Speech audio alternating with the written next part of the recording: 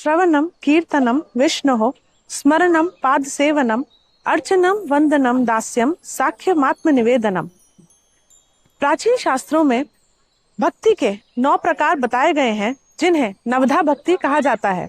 आज हम इसी में से इसके तीसरे प्रकार के भक्ति के अर्थात स्मरण भक्ति के बारे में बात करेंगे। स्मरण भक्ति अर्थात जिसमें भगवान का निरंतर अनन्य भाव से नाम, रूप और गुण का स्मरण किया जाता है। इसका एक बहुत ही सुंदर उदाहरण है भक्त प्रहलाद। कहते हैं उनके पिता हिरण्यकशिपु द्वारा घोर अत्याचार के बाद भी भक्त प्रहलाद ने भगवान का श्री हरिनाम का स्मरण करना नहीं छोड़ा। अतः भगवान ने भगवान नरसिंह का रूप लिया और अपने भक्त प्रहलाद की रक्षा की। नमस्कार, देवाख्यान में आपका स्वागत है। आज इस वीडियो की शुरुआत के पहले सबसे पहले मैं उन सभी को धन्यवाद करती हूँ जिन्होंने हमारे पिछले वीडियो को देखा, लाइक किया और अच्छे कमेंट्स दिए। अगर आपने हमारी वीडियो अब तक नहीं देखी है तो आपसे अनुरोध है कि मैं इस स्क्रीन पर उसकी लिंक डाल दूंगी, आप वहां जाके उस वीडियो को देख सकते हैं।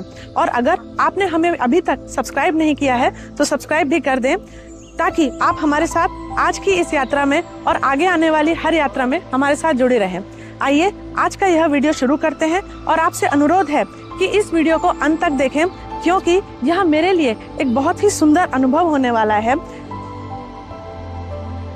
आज हम जिस तीर्थ स्थल पर आए हैं यह मेरा सौभाग्य है कि मैं कलयुग में एक ऐसे तीर्थ स्थल पे आई हूँ जिसे कहा जाता है कि यह सतयुग के समय का है।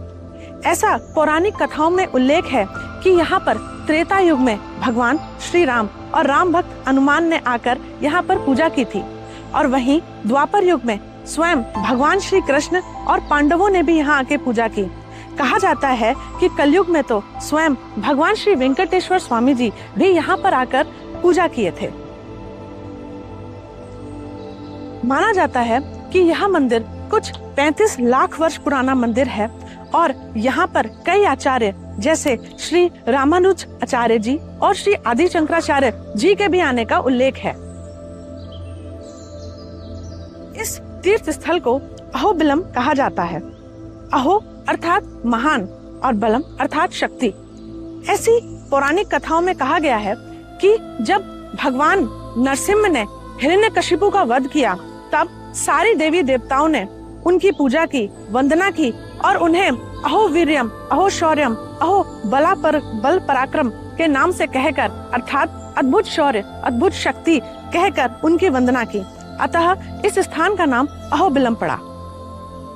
माना जाता है कि इस तीर्थ स्थल को कई सारे क्षेत्रीय राजाओं का संरक्षण प्राप्त था जिसमें से प्रमुख हैं काकतीय साम्राज्य, विजयनगर साम्राज्य, रेड्डी साम्राज्य और कई चोला और चालुक्य के राजाओं ने यहाँ आकर पूजा भी की। कहते हैं विजयनगर साम्राज्य के श्री कृष्ण देव राय जी, श्री अच्युत देव राय जी ने यहाँ आकर पूजा की। वहीं कहा जाता है कि रेड्डी साम्राज्य के रेड्डी वीमा रेड्डी जी ने यहाँ पर भक्त जनों के लिए सोपन मार्गन का निर्माण कराया। अर्थात इन मंदिरों तक पहुँचने के लिए, इन दुर्गम पहाड़ियों तक पहुँचने के लिए उन्होंने सीढ़ियों का निर्माण कराया। आज हम इसी तीर्थ स्थल की यात्रा करेंगे।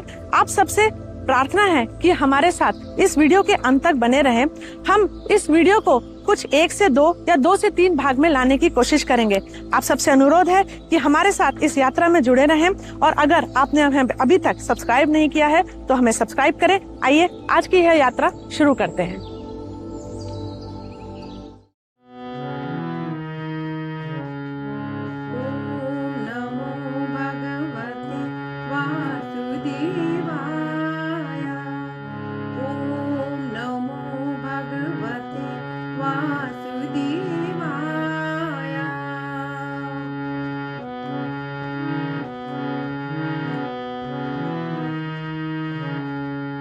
भारत के दक्षिण में स्थित आंध्र प्रदेश राज्य के कुरनूल जिले के अंतर्गत अल्लागड्डा मंडल में यह स्थान आता है।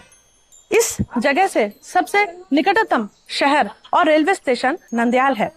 वहां से आप यहाँ पर 1 घंटे की दूरी पर आ सकते हैं।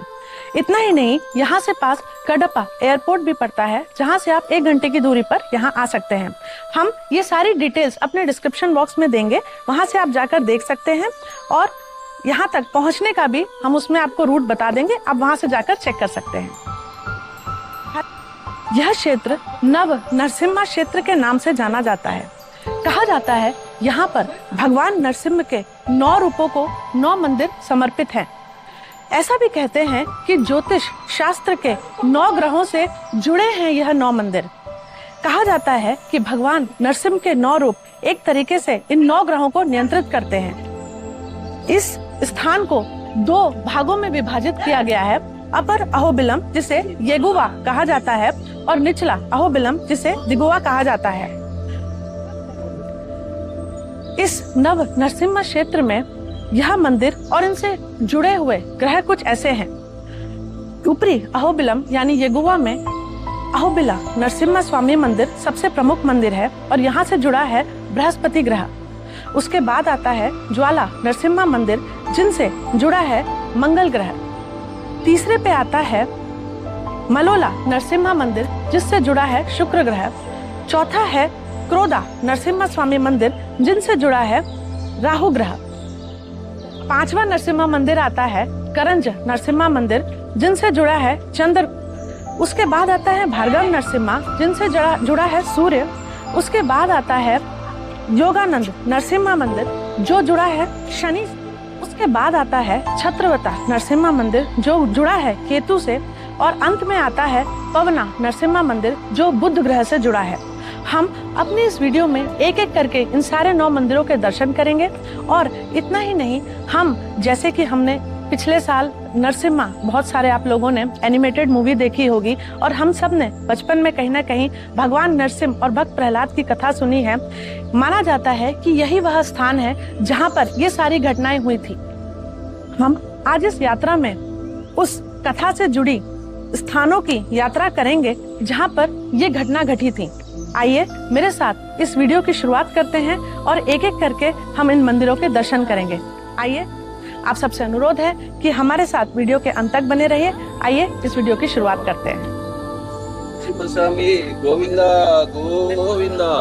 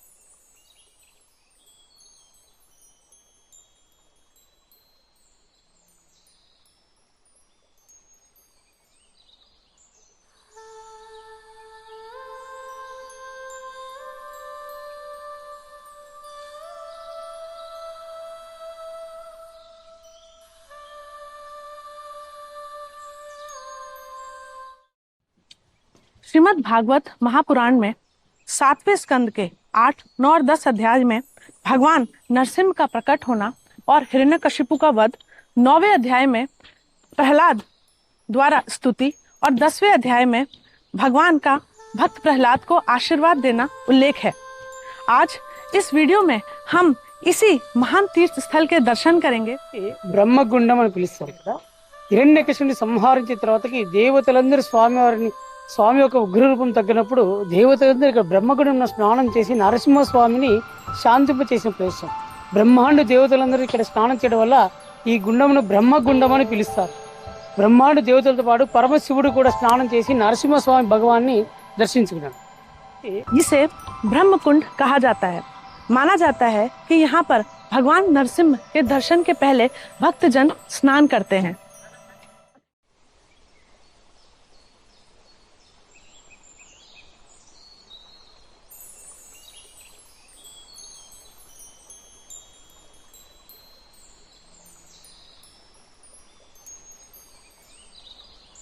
के पूर्वी घाटी पर स्थित है यह नव नरसिम्हा क्षेत्र।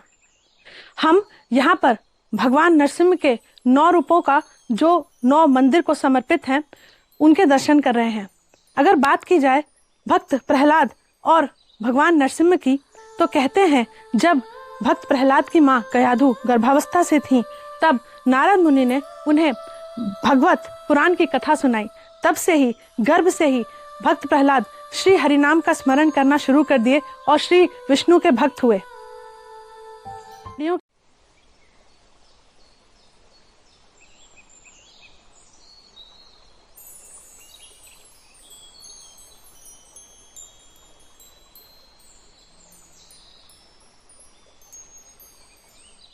यह जो आप रास्ता देख रहे हैं यह प्रहलाद की पाठशाला की ओर जाता है। कहते हैं यहाँ पर एक छोटी सी गुफा है जहाँ पर भक्त प्रहलाद को एक छोटा सा मंदिर समर्पित है।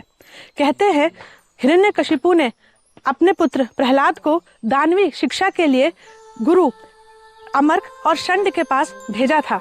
यही वह रास्ता है जहाँ से आप 15 से 20 मिनट की दूरी पे उस गुफा की ओर जा सकते हैं।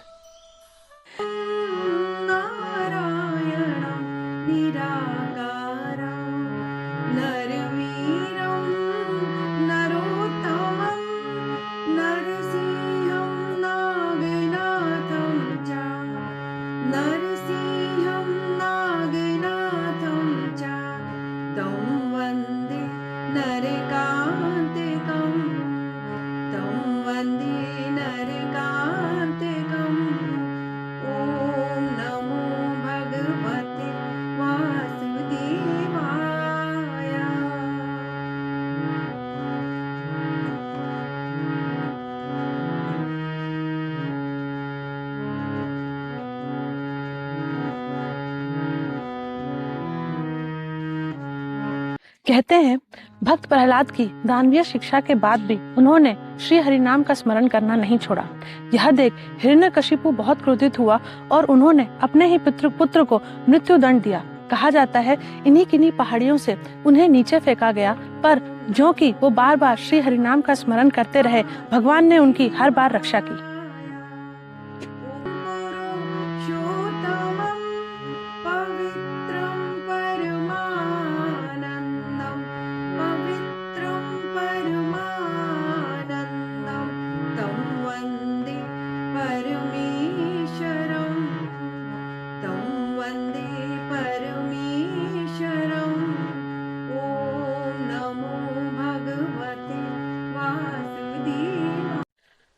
हिरण्यकशिपु द्वारा भक्त प्रहलाद को बार बार मृत्युदंड देने के बाद भी हर बार श्री हरि की कृपा से भक्त प्रहलाद बच जाते।